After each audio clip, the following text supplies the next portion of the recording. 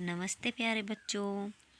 आज मैं आपके लिए अर्था अलंकार भाग 2 का विषय लेकर आई हूँ। अर्थालंकार भाग 1 में आपने अर्थालंकार के मुख्य रूप से उपमा, रूपक, उत्प्रेक्षा भाग पढ़े थे। ठीक है, आइए हम इसको आगे पढ़ते हैं। अर्थालंकार भाग 2 में पहला है मानवीकरण अलंकार। मानवीकरण अलंकार क्या होता है? जब काव्य में प्रकृति को मनुष्य के समान चेतन मानकर उसका वर्णन किया जाता है, तब वहाँ मानवीकरण अलंकार होता है। चेतन मानकर मतलब उसको सजीव मानकर उसका वर्णन किया जाता है। दूसरे सरल शब्दों में हम कह सकते हैं कि प्रकृति की चीज़ों को, जैसे नदियाँ, पेड़ पौधे, पशु पक्षी आदि को मनुष्य के रूप में वर्णन करना। मानवीकरण अलंकार में निर्जीव वस्तुओं को भी सजीव मान लिया जाता है। ठीक है, जो प्रकृति की वस्तुएं होती हैं, पर्वत, नदियाँ, पहाड़, फूल, पेड़ पौधे, पशु पक्षी, उनका वर्णन किया जाता है। मानवीकरण अलंकार में प्रकृति से रिलेटेड वस्तुएं आती हैं। ठीक है, आगे देखिए। उदाहरण, फूल हंसे कलियां मुस्काई। अब यहाँ पर क्या है? फूल और कलियां किससे संबंधित हैं? प्रकृति से। तो यहाँ फूलों का हंसना और कलियों का मुस्कुराना क्या है? मानवीय क्रियाएं हैं, चेष्टाएं हैं। ठीक है, फूलों का हंसना और कलियों का मुस्कुराना। ठीक है, यहाँ तक आपको आ गया समझ में? ठीक है, अब आगे देखते हैं। अतिशयोक्ति अलंकार। अब अतिशयोक्ति अलंकार क्या है?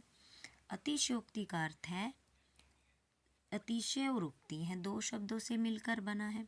कई बार परीक्षा में आपसे इनके अर्थ भी पूछे जा सकते हैं, इसलिए आपको पता होना चाहिए कि अतिशय और उक्ति का क्या अर्थ है।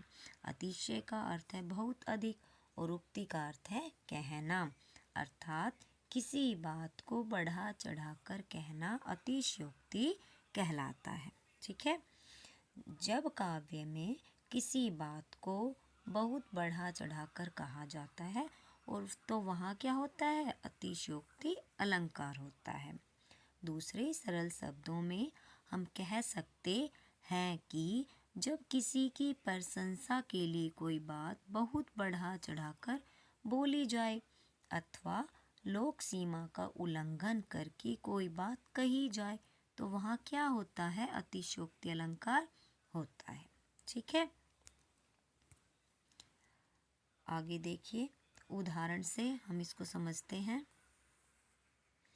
लहरें व्योम चूमती उठती। लहरें व्योम चूमती उठती। अब व्योम का क्या अर्थ होता है?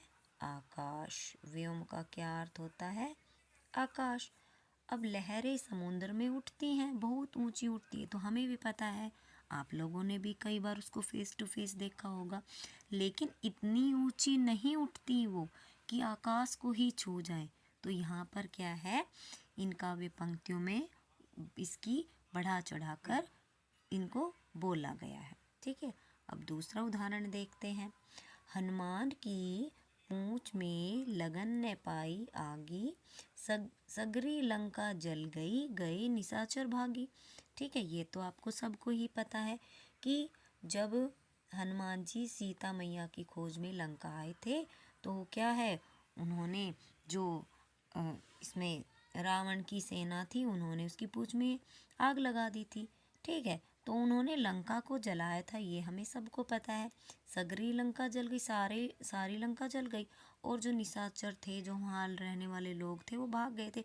लेकिन इस स्थिति का, जैसे लंका का जल जाना, राक्षसों का भाग जाना आदि बातों की बड़ी अतिशयोक्ति की गई, मतलब इन सब का वर्णन बढ़ा चढ़ाकर किया गया है।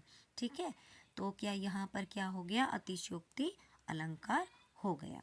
ठीक है, आगे देखिए। और इससे पहले एक बात और, यदि आप मेरे चैनल पर न्यू हैं तो प्लीज़ मेरे चैनल को सब्सक्राइब कीजिए। ठीक है, इससे आपको जो मेरे चैनल की नोटिफिकेशन वो आपको सारी मिल जाएंगी। आगे देखिए, अन्योक्ति अलंकार। अन्योक्ति का क्या अर्थ है? देखिए, अन्योक्ति का अर्थ है अन्य के प्रति कही गई युक्ति। ठीक है, अब इस अलंकार में क्या होता है कि अप्रस्तुत, जो हमारे सामने नहीं है, के माध्यम से प्रस्तुत है यानी हमारे सामने है, उसका वर्णन किया जाता है। अब इस अलंकार में और क्या मुख्य है? इस अलंकार में व्यंग्य की प्रधानता रहती है।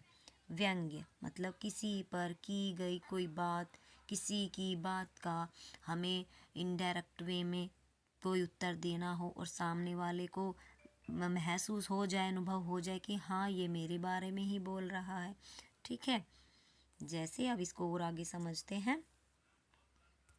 जब किसी एक वस्तु या व्यक्ति पर कही गई बात किसी दूसरे अन्य व्यक्ति पर घटित होती है तो वह अन्योक्ति अलंकार होता है।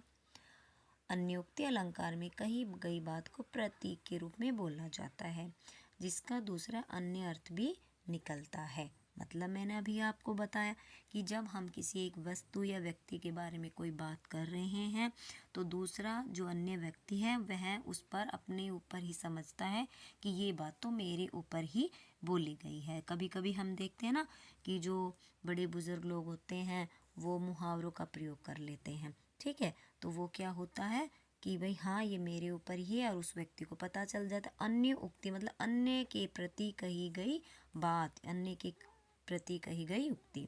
ठीक है, अब एक उदाहरण के माध्यम से इसको क्लियर समझते हैं।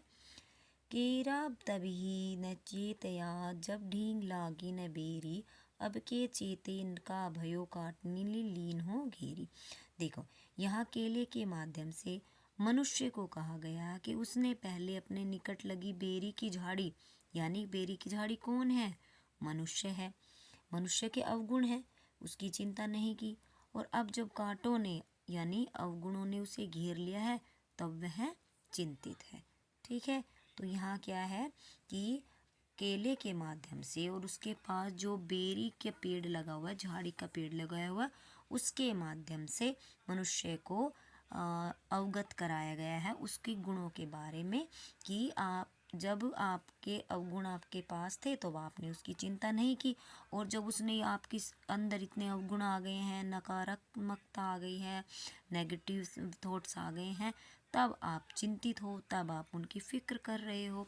ठीक है, तो अब इसको आपको एक बार और इसको पढ़िए, एक बार थोड़ी सी और क्विक रिवीजन कर लेते हैं। देखिए, मानवीकरण अलंकार में मैंने क्या बताया है? प्रकृति को मानव के समान चेतन मानकर उसका वर्णन किया जाता है। ठीक है, यहाँ प्रकृति की चीज़ों से जो है उसको मनुष्य को रिलेट किया जाता है। पशु पक्षी नदी पहाड़ आदि मनुष्य के रूप में वर्णन किया जाता है। अब मानवीकरण अलंकार में निर्जीव वस्तुओं को सजीव बना लिया जाता है। ठीक है, अतिशयोक्ति में क्या होता है? किसी बात को बढ़ा चढ़ा कर बोला जाता है। इसमें अतिशय और उक्ति ये आप याद रखेंगे। अतिशय का मतलब बहुत अधिक और उक्ति का मतलब क्या है? कहना। ठीक है, अतिशय और उक्ति। आगे देखिए, इसमें क्या है? और प्रशंसा, जब किसी की प्रशंसा के लिए कोई बात बहुत बढ़ा चढ़ाकर बोली जाती है या लोक सीमा का उल्लंघन हो जाता है, यानी समाज में कोई ऐसी मतलब नियम है, मर्यादा, उसका उल्लंघन होता है और बात बहुत बढ़ा चढ़ाकर बोली जाती, तब भी वहाँ अतिशयोक्ति अलंकार होता है। आगे देखिए, अन्योक्ति अलंकार। अन्योक्ति का अर्थ है अन्य के प्रति कही गई उक्ति। ठीक है, इसमें व्यंग्य की प्रधानता होती है, कटाक्ष होता है। ठीक है, जैसे एक मुहावरे के माध्यम से हम एक दूसरे को कुछ बात कह देते हैं। ठीक है, और इसमें प्रतीक के रूप में बोला जाता है। एक दूसरा अन्य अर्थ भी इसका निकलता है। ठीक है, ये आपका इसमें उदाहरण हो गया। ठीक है, यहाँ केले के माध्यम से मनुष्य को कहा गया, उसके अवगुणों के बारे में कहा गया है। ठीक है, तो आपको आशा करती हूँ कि आपको वीडियो अर्थ अलंकार की ये जो है ये समझ में आ गई होगी। फिर भी अगर कोई सी को कोई बात समझ में नहीं आई तो प्लीज़ आप कमेंट में उसको लिखिए और वीडियो को लाइक कमेंट शेयर कीजिए। ठीक है, धन्यवाद विद्यार्थियों।